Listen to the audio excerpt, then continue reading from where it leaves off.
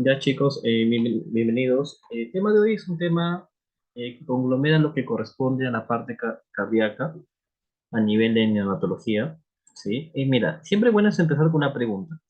¿Por qué? Porque en el tema de neonatología, en el temario está, aparte de lo que es cardiopatía congénita, más adelante vas a ver lo que son trastornos, ¿sí? De cromosoma. Y dentro de ese trastorno de cromosoma está, tú sabes que está el trastorno de cromosoma 13, 18, 21, ¿cierto? Siendo 21 el de Down. Entonces, este tema lamentablemente se combina con cardiopatía congénita, se combina con eso, ¿de acuerdo?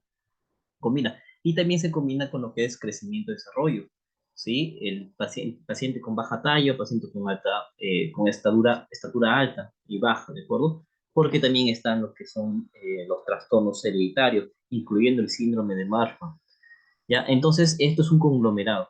Entonces, acá la pregunta lo demuestra. Dice, un niño de 1 año es llevado por sus padres para su examen de un niño sano anual y el niño tiene un perfil facial plano, pliegues epicánticos, pliegues palmares transversos únicos y fisuras palpebrales inclinadas hacia arriba. Todo esto te da una característica puntual de lo que corresponde a una patología, ¿sí? A una trisomía. ¿Correcto? Entonces, te pregunta, ¿qué enfermedad cardíaca es más probable que tenga este niño? Si tú recuerdas, todas estas características tienen que ver con una patología que es el síndrome de Down. Entonces, conclusión, la patología del trastorno vamos a poner cardíaco congénito, más común siempre es el defecto de las armonías cardíacas. Y si tú recuerdas, las armonías cardíacas son aquellas estructuras embriológicas que permiten el nacimiento correctamente de lo que corresponde al nacimiento y división de la aurícula con el ventrículo. Entonces es un defecto del tabique aurículo-ventricular. Acá hay un cuadrito que he hecho, si no está resumido eso, mira. El síndrome de Down mayormente está relacionado un gran porcentaje con el defecto del tabique auriculoventricular. El síndrome de Marfan está relacionado mayormente, no quiere decir único, con el prolapso de la válvula mitral y el síndrome de Turner es con la coartación de la aorta. Todas las patologías que tú ves aquí puede tener un síndrome de Down, pero la más común y el más porcentaje, casi el 50%, es el defecto del tabique auriculoventricular, que también llamado, lo vamos a ver en un cuadro general, el defecto de las armonías cardíacas, ¿ya? Entonces, mira, acá es lo que te dice Nelson. Toda mi literatura es de Nelson, ¿de acuerdo? En este caso de la 22ª edición. Entonces, el síndrome de Down lo dice Nelson en este capítulo, en el capítulo de trisomías. Entonces, te vas a dar cuenta que el defecto más común a nivel cardíaco es el defecto del canal auriculoventricular, ¿correcto?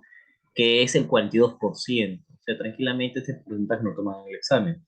Está también lo que corresponde el defecto de tabique ventricular, que lo que nosotros lo colocamos como el más común como la comunicación interventricular, ¿correcto? Hemos también conocido el tratología de Fallot y lo que es la persistencia de acuerdo del ductus arterioso. Bien, entonces, estas son las patologías concluyendo que es el efecto de canal auriculoventricular. Entonces, para que tú entiendas un poquito, vamos a hacer una especie antes de entrar al cuadro. El cuadro es súper sencillo. Si he hecho un cuadro todo resumido en 2 cuadros, cianóticos y acenóticos, pero quiero que recuerdas lo siguiente, ¿ya? Mira, recuerdas tu corazoncito, acá está tu corazoncito cardíaco, ¿de acuerdo? ¿Sí? El dos cardíaco. Bien, acá está, recuerda que siempre está dividido, ¿sí? Por el tabique a nivel ventricular y el tabique tiene 4 partes, el tabique ventricular. La parte más importante del tabique ventricular es la parte interventricular, es la parte membranosa. Acuérdate ese término. Quiere decir que el tabique entre el ventrículo derecho y el ventrículo izquierdo se llama tabique interventricular, siendo el más importante, el más afectado en cardiopatías congénitas, la parte membranosa. ¿De acuerdo? Perfecto. ¿Sí? Entonces, en base a eso, nosotros nos ayudamos. Recuerda también que acá está la aurícula derecha y acá está la aurícula izquierda. Recuerda muy bien que en la aurícula derecha llegan unos vasitos un poco más grandes, vasos periféricos, la vena cava inferior, y a la aurícula derecha viene la vena cava superior. ¿Correcto? En la aurícula izquierda llega lo que corresponde a las venas pulmonares, 4 venas pulmonares. Bien, recordamos también que escucha muy bien lo que te voy a decir. Acá del ventrículo izquierdo sale lo que corresponde a la aorta, ¿cierto? La aorta ascendente y el callado de la aorta. Y del ventrículo derecho sale nuestro amigo tronco pulmonar. Recuerda que el tronco pulmonar está encima de la aorta en el adulto. Recuerda, un paciente normal, incluso un niño, está encima de la aorta. Cuando la aorta está encima del tronco pulmonar es acabalgamiento de la aorta. Lo normal es que el tronco pulmonar esté encima, como lo ves en la imagen, ¿correcto? Ya, está bien ahí. Un dato muy interesante, que el ventrículo en el neonato, vamos a poner acá en el color amarillo, en el neonato domina el corazón derecho, ¿de acuerdo? Hay dominancia derecha con respecto a la función cardíaca en el feto, ¿de acuerdo? Pero cuando nace ya pasa lo que es dominancia izquierda. ¿Qué nos quiere decir? Que al nacer disminuye exactamente, en el recién nacido, ¿qué cosa?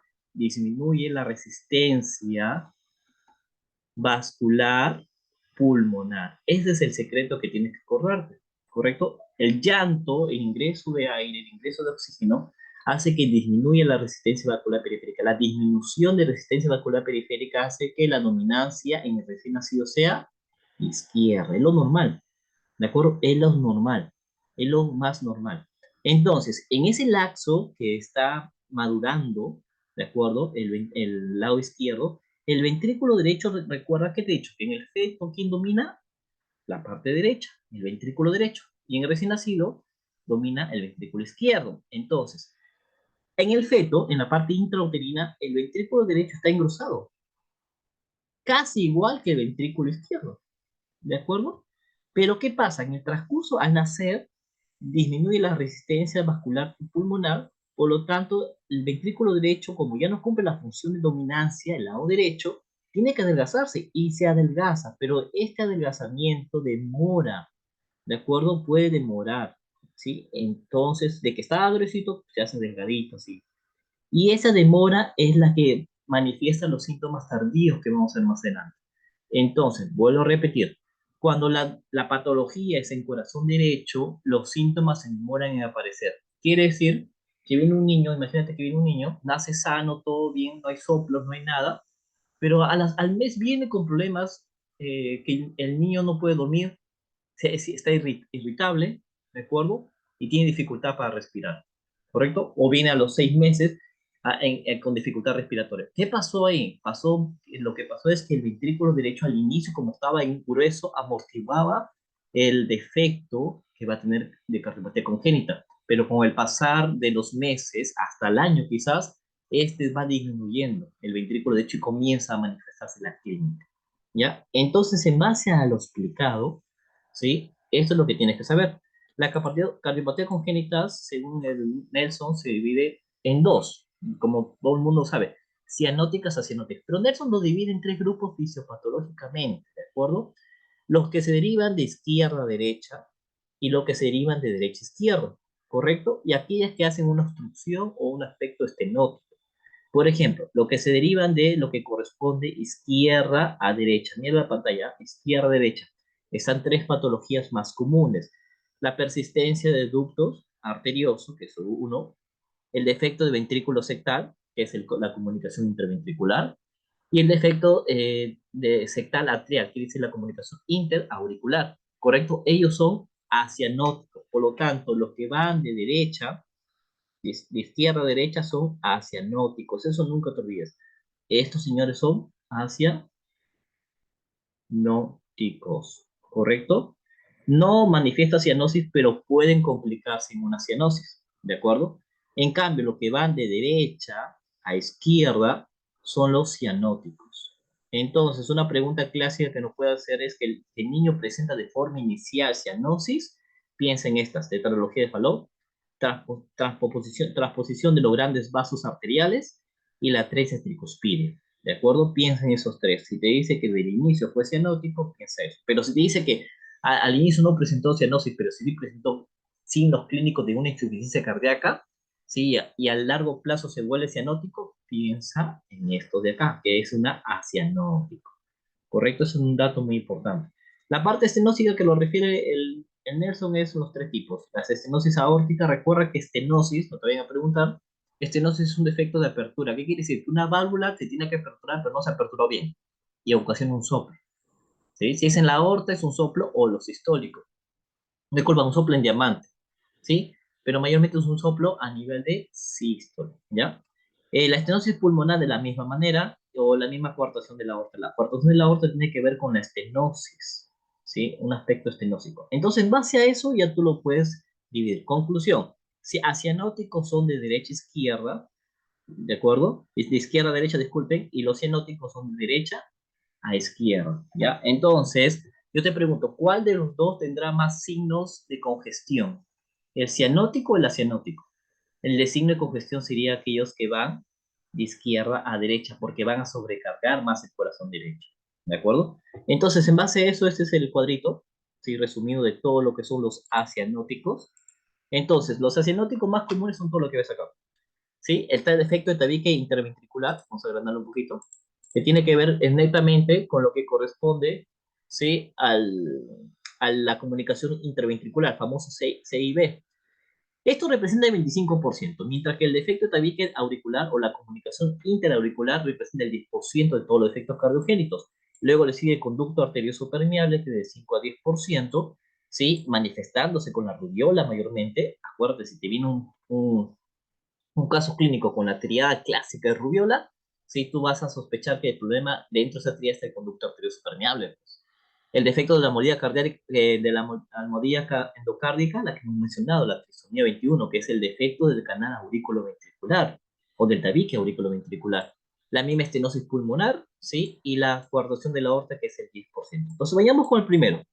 En el defecto de tabique interventricular, recuerda que es una afección más de sobrecarga a corazón izquierdo. Entonces, ¿qué vas a encontrar?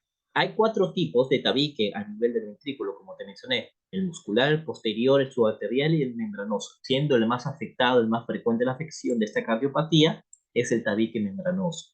La patogenia dice bien claro que todo lo que las clínicas va a depender netamente, ¿sí? Del tamaño del defecto y de la resistencia vascular pulmonar.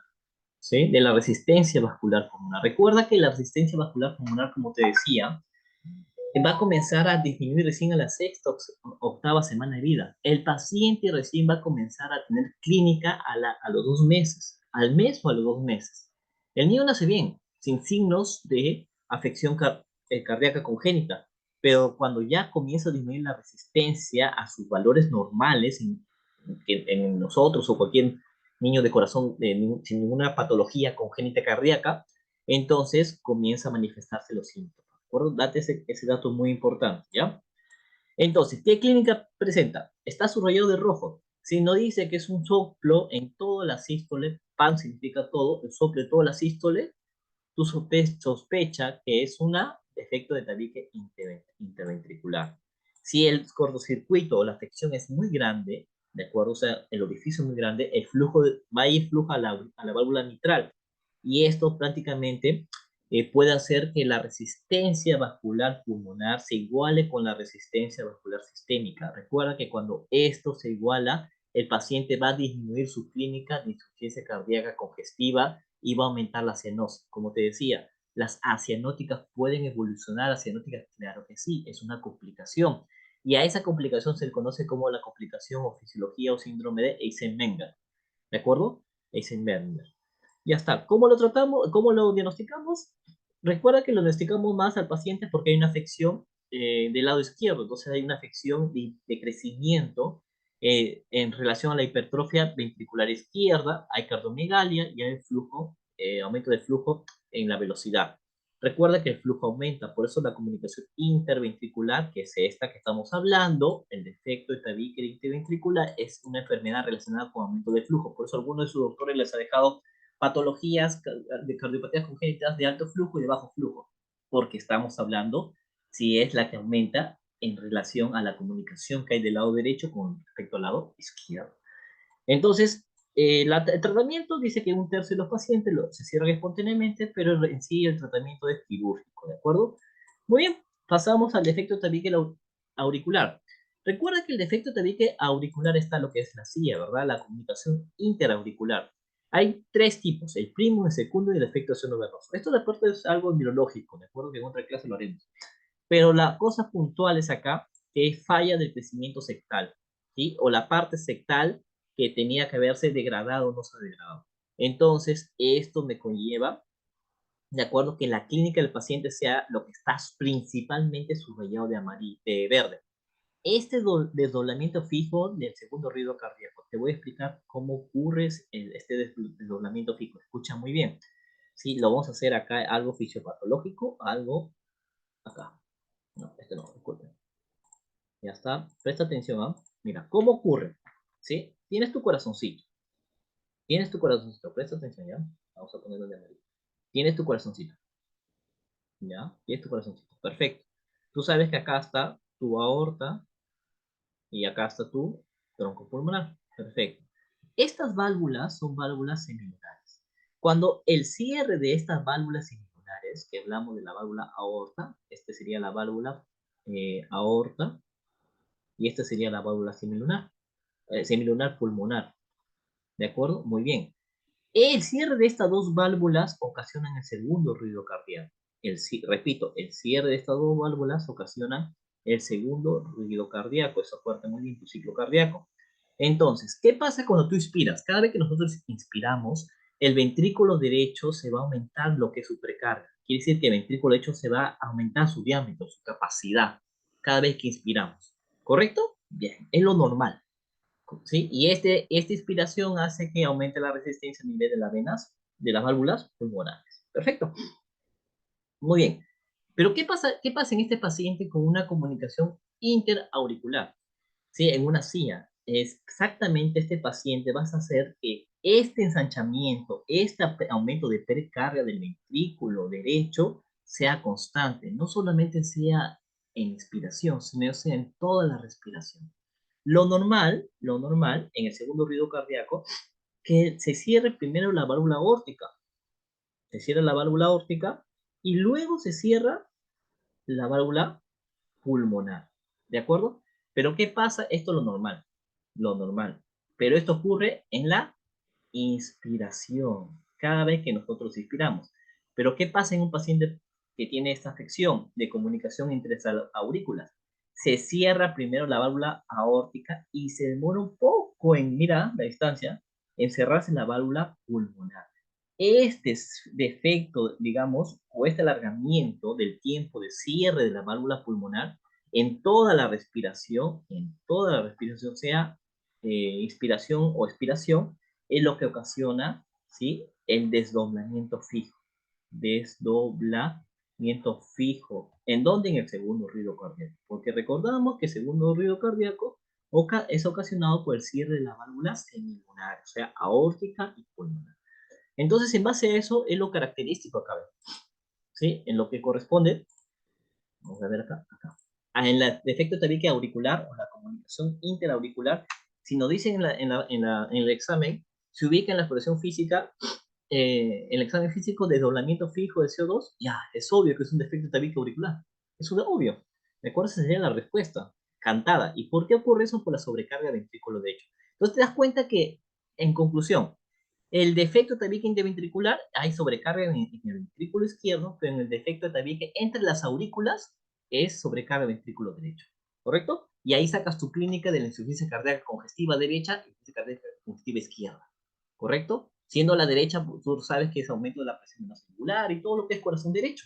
Y todo lo que es afección de corazón izquierdo también tiene que ver, una de ellas, el edema. Vamos acabando rápido.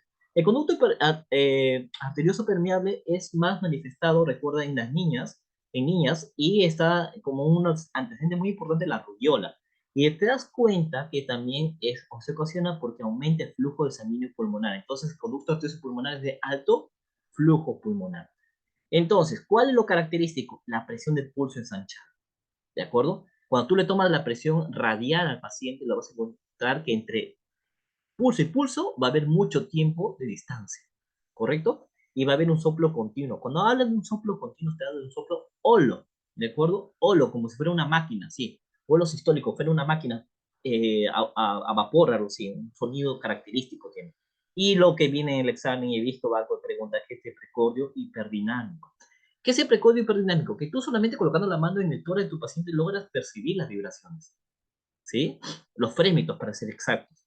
Es un precordio hiperdinámico. Entonces, si en el examen viene un precordio hiperdinámico y un soplo holosistólico, que es un soplo continuo, similar a una máquina, Entonces sospecho de conducto arterioso permeable. Y aparte, si te dice que es rubio, la más aún. Recuerda que el conducto arterioso permeable tiene dos cierres.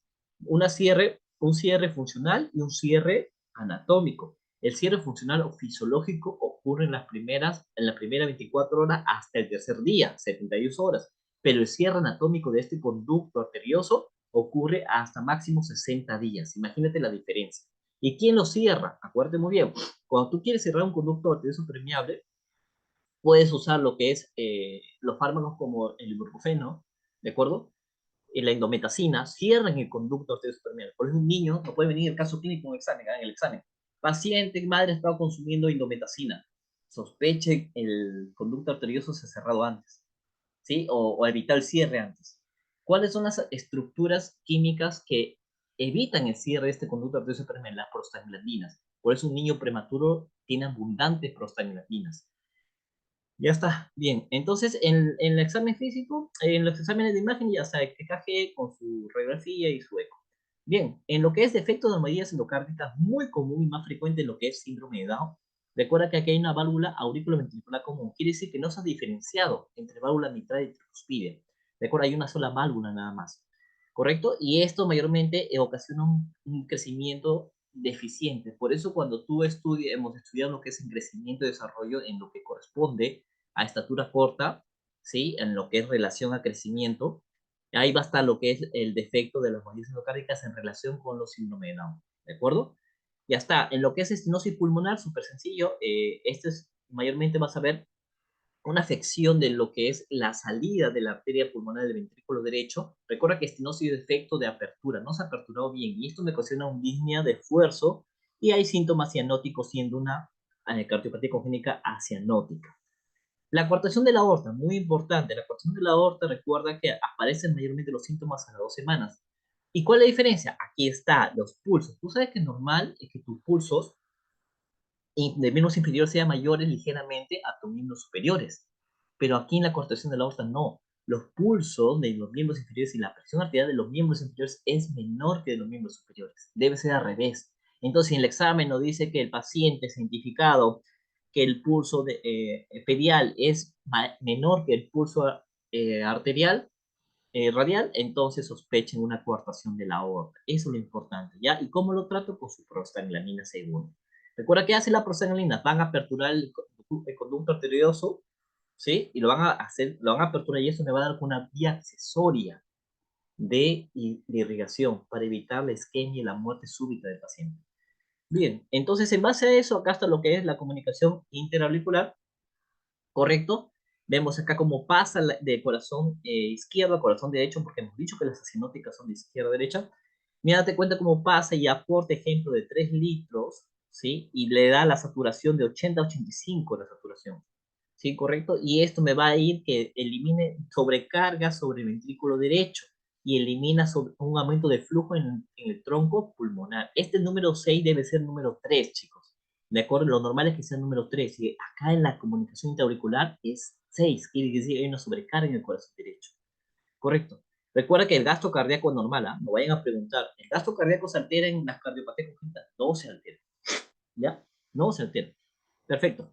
Entonces, la comunicación interventricular te cuenta que también hay una sobrecarga de ventrículo derecho, pero también de izquierdo. ¿Correcto? ¿Sí? Y igual se elimina el flujo, la cantidad de flujo a nivel pulmonar es igual que la comunicación interauricular. ¿De acuerdo? Importante afección. Ya está. Este es el cuadro de las cianóticas, ¿sí? De las cianóticas. Recuerda que las cianóticas mayormente vamos a ver que la cianosis se manifiesta cuando la hemoglobina reducida o la desoxigenada ha aumentado en 5 gramos por cada 100 mililitros. Entonces tenemos 4 patologías principales. La tetralogía de Fallot, ¿de acuerdo? Tenemos lo que es la transposición de grandes arterias y lo que corresponde a la atresia tricuspide y la anomalía de Einstein. La tetralogía de Fallot te cuenta que lo que te mencioné, lo normal es que la arteria, el trombo pulmonar esté encima de la aorta, pero acá va a estar al revés, hay un acabalgamiento de la aorta.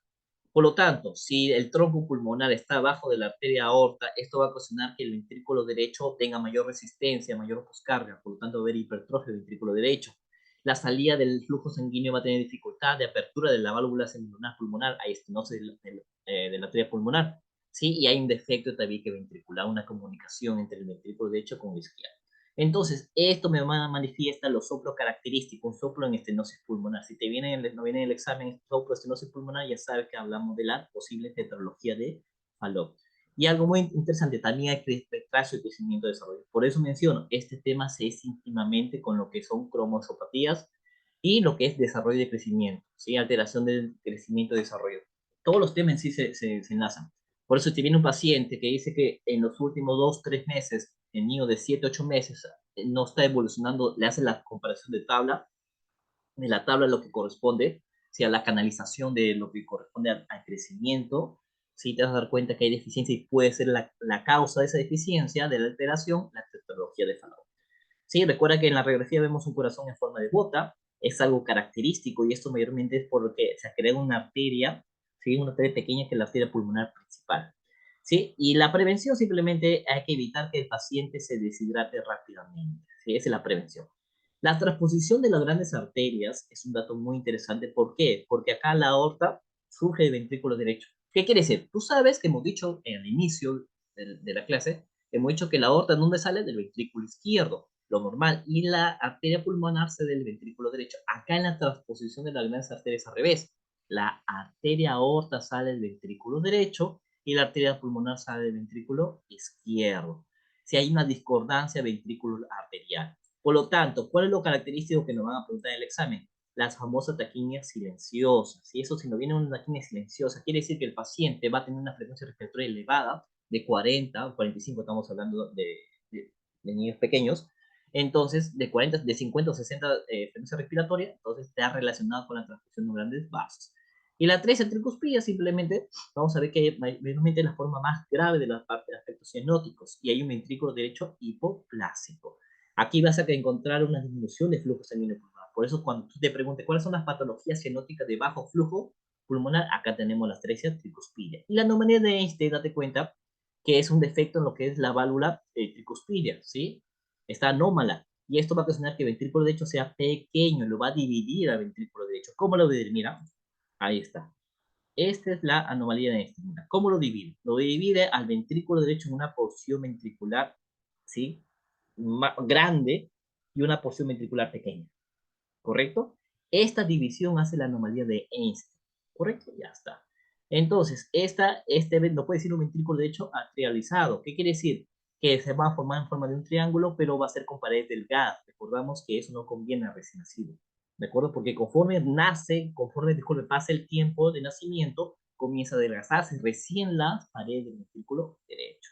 Entonces, las complicaciones más comunes son el accidente cerebrovascular, un tromboembolismo del sistema nervioso, ¿sí? Mayormente frecuente en los años, las policitemias, las infecciones y retraso de crecimiento. Todo tiene enlace. Esto se enlaza bastante con retraso de crecimiento. Por eso, para evitar todo eso, siempre evitar que el paciente se deshidrate, porque al deshidratarse baja lo que es el volumen, ¿sí? Volumen sanguíneo y el paciente se va a empeorar porque la disminución de transporte de oxígeno va a ser menor. Y no te olvides la complicación de Eisenmenger cuando una cianótica se vuelve en cianótica. Eso sería todo por hoy, chicos. Gracias.